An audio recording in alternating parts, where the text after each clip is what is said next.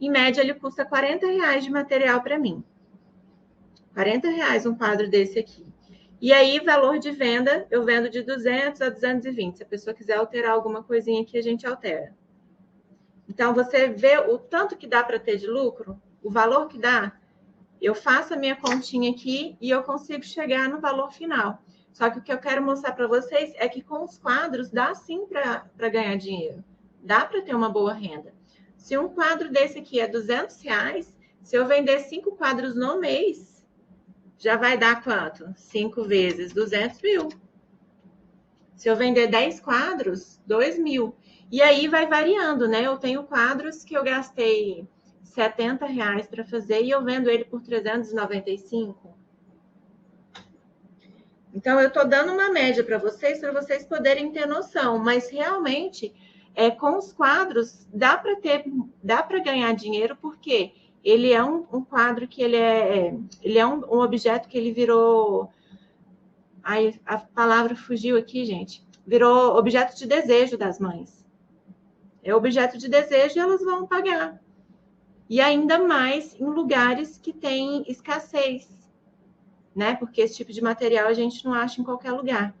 Então, cidades onde tem escassez desse tipo de quadro, você vai conseguir vender bem, porque é uma novidade, porque as mães também querem ter esse tipo de produto.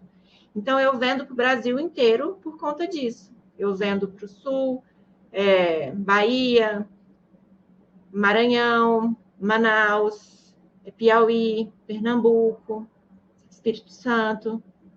Por que essas pessoas vêm atrás de mim para comprar?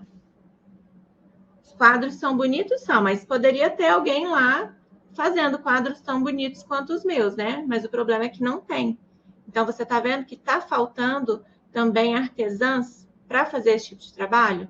Porque quando o trabalho é difícil de achar, quando é um produto que é escasso, as pessoas, elas pagam mais. Então, a pessoa, ela paga para mim o valor do quadro e ela paga mais o frete. Então, em média, se eu colocar uma média aqui de frete por quadro, é de 40 a 50 reais. Tem lugares que são para mais, geralmente é no mínimo 30, e tem lugares, né, são para menos, no mínimo 30, e tem lugares que é para mais. Tipo, se eu enviar para Manaus, o valor do frete fica quase o valor do quadro. E eu já vendi para Manaus. Porque a mãe queria o quadro e não tinha ninguém ali para fazer. Não, gente, a oportunidade, esse ramo é muito bom. Eu falo para vocês que realmente não falta cliente. Eu recebo mensagem no Instagram, no WhatsApp, diariamente, 20, 30 mensagens. As fábricas estão concentradas aqui em Goiás, e a fábrica de Goiás aqui é bem recente, porque quando eu comecei não tinha, eu tinha que pedir tudo de fora. E tem fábricas também em São Paulo. Então, os outros estados eu não conheço. Se tiver, eu ainda não conheço. E de acordo com que eu vejo aqui com as minhas alunas, realmente não tem. Só que aí, o que acontece? Muita gente fica na dúvida, né? Ai, mas aí eu vou ter que comprar os produtos pela internet, eu vou pagar frete. Sim, você vai pagar frete, só que você vai começar a se organizar para fazer os seus pedidos. Então, ao invés de você pedir só uma moldura, você vai pedir aí 1 a 5 molduras. Porque aí você vai dividir, né, o valor do frete pela quantidade de molduras. Então, se você pagou 30, divide por 5, vai ficar R$6 para cada moldura. E aí, esses R$6 do frete vai entrar no valor da precificação. Então, se você gastou R$40 comprando os materiais e foi R$6 de frete para essa moldura, então o preço de custo dos materiais vai ser 46. E aí não tem como você ter prejuízo. O problema é que as pessoas fazem a compra, só que ela não distribui, não divide esse frete entre os produtos, né? E aí, realmente, quando você vai vender, você acaba ficando no prejuízo.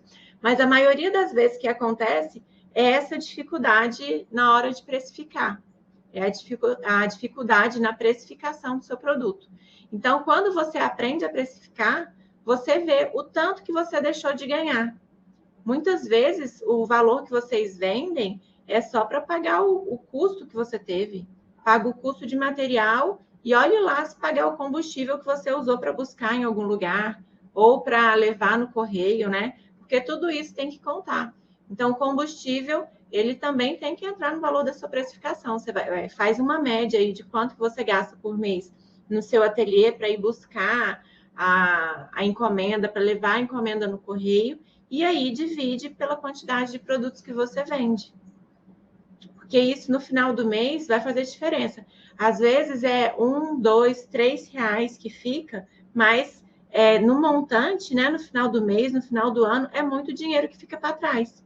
E aí, quando acontece isso, é onde as pessoas acabam ficando desanimadas, porque elas estão trabalhando, trabalham, mas não conseguem ver o resultado financeiro do seu trabalho, né? Elas, quando acontece de alguém desanimar, é porque ela está trabalhando e ela não está conseguindo ver resultado ali no seu trabalho, né?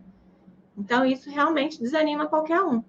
Então, para isso não acontecer, presta atenção nesses cinco itens que eu falei aqui para vocês. Achar o material certo, né? Primeiro, define um nicho, que foi o que a gente falou ontem. Define um nicho para você trabalhar, para você não ser aquela artesã que você faz de tudo um pouco, porque quem faz de tudo um pouco não faz nada direito.